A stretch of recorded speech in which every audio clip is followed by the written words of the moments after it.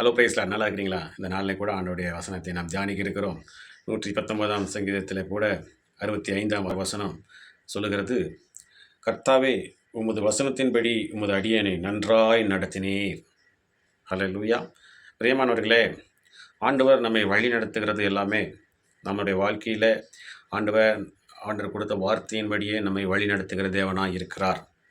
ஆகவே ஆண்டவர் வசனத்தை கொடுத்திருக்கிறார், வாக்குத்தத்தங்களை எல்லாம் நமக்கு கொடுத்திருக்கிறார். அந்த வாக்குத்தத்தத்தை நாம் உறுதியாய் பற்றி அதை விசுவாசிக்கும் போது அந்த விசுவாசத்தின்படியே அந்த வார்த்தையை நம்முடைய வாழ்க்கையில் நிறைவேற்றுகிற தேவனாக இருக்கிறார். ஆகவே எல்லா பரிசுத்தவான்களும் ஆண்டவருடைய வார்த்தையை நம்பி, அவர் சொன்ன அழைப்பை நம்பி, அவருடைய உடன்படிக்கையை, அவருடைய வாக்குத்தத்தங்களை வைத்தே, அவர் கொடுத்த தரிசனங்களை வைத்து ஒவ்வொருவரும் தங்களுடைய வாழ்க்கையை ஆரம்பித்தார்கள் என்று பார்க்கிறோம். ஆபிரகாம் என்கிற கர்த்தருடைய தாசன் ஆண்டவர் சொன்ன வார்த்தையின்படி, நீ உன் தேசத்தையும் உன் இனத்தையும் உன் தகப்பனுடைய வீட்டையும் விட்டு புறப்பட்டு நான் உனக்கு காண்பிக்கும் தேசத்துக்கு போ, நான் உன்னை பெரிய ஜாதியாக்குவேன், நான் உன்னை ஆசீர்வதித்து உன்னை பெருக பண்ணுவேன் என்று சொல்லியிருக்கிறார். அல்லேலூயா. அப்படி சொன்ன தேவனுடைய வார்த்தையை நம்பி ஆபிரகாம் தன்னுடைய தகப்பன் வீட்டை விட்டு ஆண்டவர் காண்பிக்கும் தேசத்தை நோக்கி போனார். அவர் கடைசியில் நல்ல சீமானாக பிள்ளைகள் பேரன்களோடு ஆண்டவர் அவருடைய வாழ்க்கையை உயர்த்தினார். அவருடைய வாழ்க்கையை மாத்திரமல்ல, அவருடைய பெயரை உலகமே போற்றும் அளவிற்கு பெருமைப்படுத்தினார். அதுபோல் ஒவ்வொரு பரிசுத்தவான்களும், ஆண்டவர் தாவீது என்கிறதான பரிசுத்தவான் ஆடு மேய்த்து கொண்டிருக்க போது அவங்கள தீர்க்கதரிசியின் மூலமாக அபிஷேகம் பண்ணப்பட்டார், நீ ஒரு ராஜாவாக போகிறாய் என்று சொல்லி. ஆனாலும் ஆடு மேய்த்து கொண்டிருந்தவருக்கு அந்த ராஜாவாவதற்கு எந்த விதத்திலும் அதிக தகுதி இல்லாமல் போனாலும் ஆண்டவர் வார்த்தையை நம்பினார்.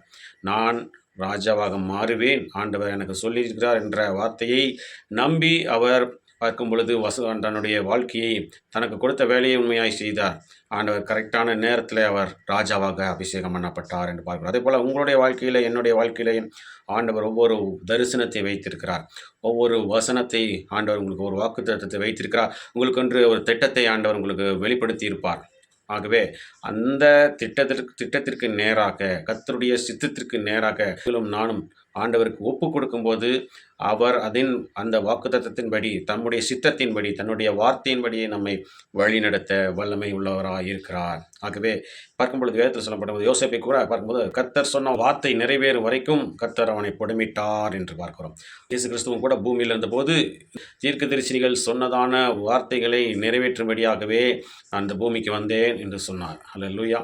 அதே போல் ஒவ்வொரு வசனங்களை பார்க்கும்போது இந்த சொன்ன தீர்க்கதரிசன வார்த்தை நிறைவேற்றுவதற்காகவே எதை நடந்தது என்று சொல்லி பார்க்கும் பொழுது கழுதையின் மேலே பவனி போனது எல்லாம் பார்க்கும் பொழுது எல்லாவற்றையும் தீர்க்கதரிசிகள் மூலமாக எழுதப்பட்டதின்படியே கர்த்தருடைய வார்த்தை நிறைவேறுவதற்காகவே அந்த பூமியில் நான் நிறைவேற்றுவதற்காகவே நான் வந்தேன் என்று சொன்னார் என்று பார்க்கிறோம். ஆகவே இயேசு கிறிஸ்துவினுடைய வாழ்க்கையும் பார்க்கும் பொழுது ஏற்கனவே சொல்லப்பட்ட தீர்க்கதரிசிகளின் மூலமாய் சொல்லப்பட்ட ஒவ்வொரு வார்த்தைகளையும் நிறைவேற்றுவதற்காகத்தான். அது எல்லா தீர்க்கதரிசிகள் மூலமாய் வந்த யாருடைய வார்த்தைகள்?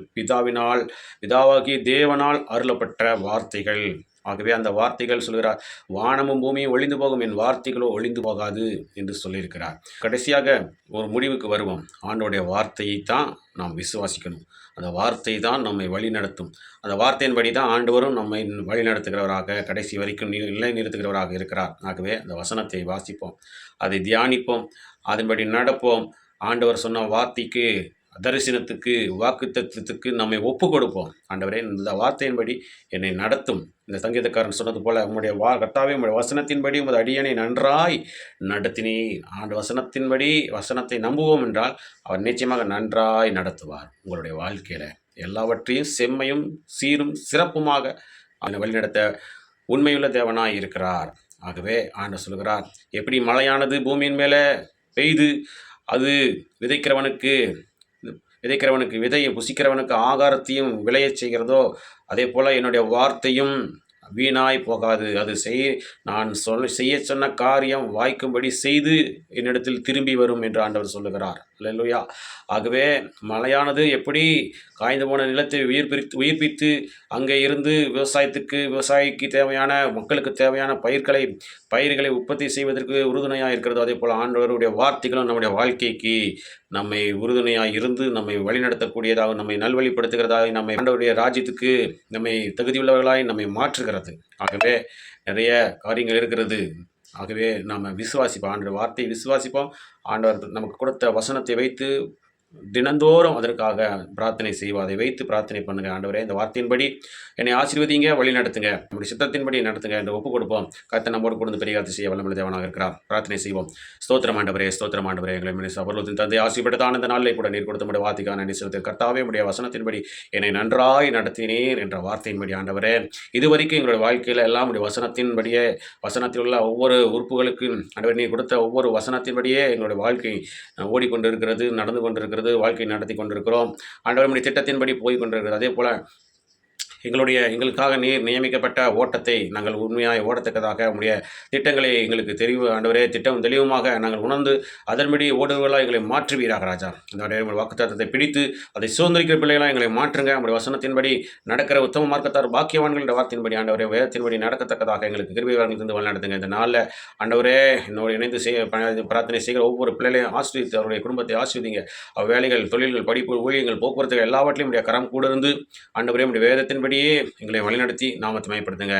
ஆண்டவரே, எல்லா உபத்திரவத்துக்கு விலக்கி மீட்டு பாதுகாத்து வழிநடத்தி நாமத்தை மயப்படுத்துங்க. துதிகன மகிமையாம் செலுத்துகிறோம். எல்லாவற்றுமே பிரேஸ் கிறிஸ்துவின் நாமத்தின் மூலமாக கேட்டுக்கொள்கிறோம் எங்கள் ஜீவனுள்ள நல்ல பிதாவே. ஆமேன், ஆமேன், ஆமேன். கர்த்தர் தம்முடைய வசனத்தின்படி நம்மை நன்றாய் நடத்துவார். அவருடைய வார்த்தைக்கு நாம் கீழ்ப்படிவோம், அதற்கு நம்மை ஒப்பு கொடுப்போம். கர்த்தர் நம்மை ஆசீர்வதிப்பாராக. ஆமேன், ஆமேன்.